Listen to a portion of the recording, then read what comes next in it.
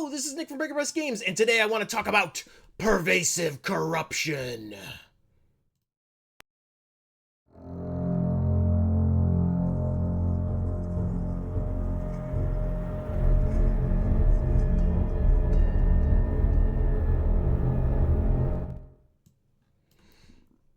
All right, so what is pervasive corruption? Pervasive corruption is a trifold pamphlet that has two sets of bolt-on DCC mechanics that I use in my games.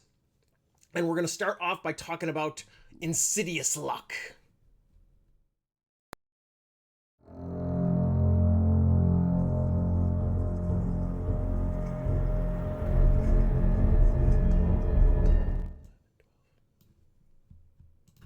All right, so what is insidious luck? Well, it is something that transpired because I went into Michael's around Halloween and saw that they had this jar of 100 plastic flies.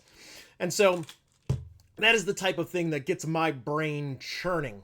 And I absolutely love DCC's luck mechanics, and doing different things to play off of those mechanics is always a fun time. And so I came up with this idea, this variant called Insidious Luck, that is a bolt-on to the fantastic luck mechanics of DCC, but with a devil's bargain twist.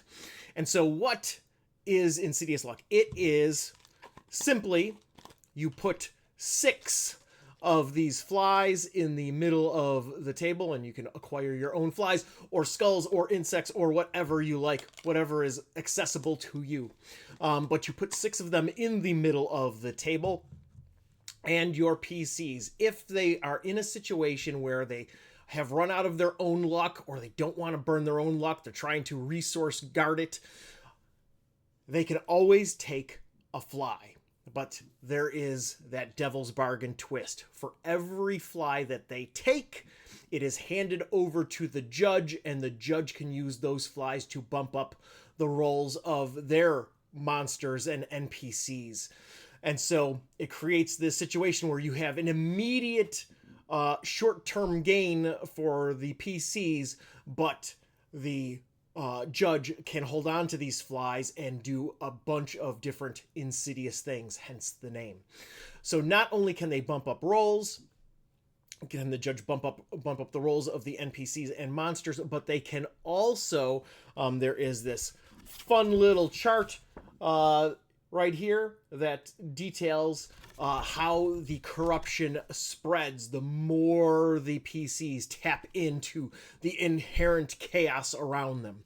And so it can result in, the weather changing permanently, the terrain shifting.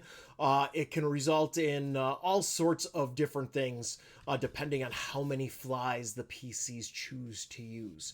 And every time a fly gets used by the judge, it gets put back into the pool for the PCs to draw off of again.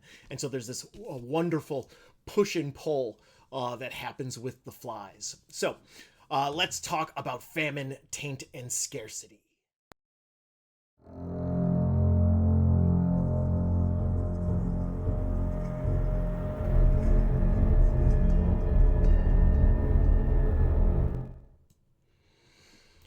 All right, so famine, taint, and scarcity is the result of when I created the standard setting, and you can apply this to any setting that you like if you want to ramp up that survival horror feel. But this was the result of a long-term campaign and my players starting to ask questions. Why does the Old Barn Tavern always have food if the setting has this constant rain and looming famine?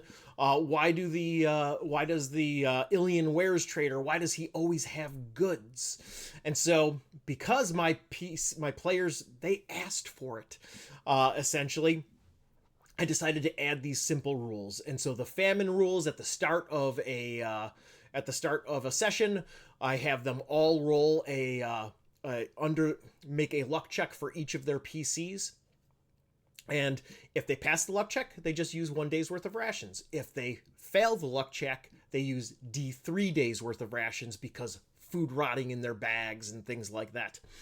And so you have this constant situation where people's food is always spoiling and there's always that risk of hunger. And so that is the famine mechanic. It does have some modifiers based upon how badly it has been raining and a variety of other factors, but they're all very simple and intuitive. So then, taint. Taint is the idea that the corruption that is affecting the land, it's effectively like a magical pollution. And so it is causing all of the meat and dairy and eggs, all of it to become corrupted.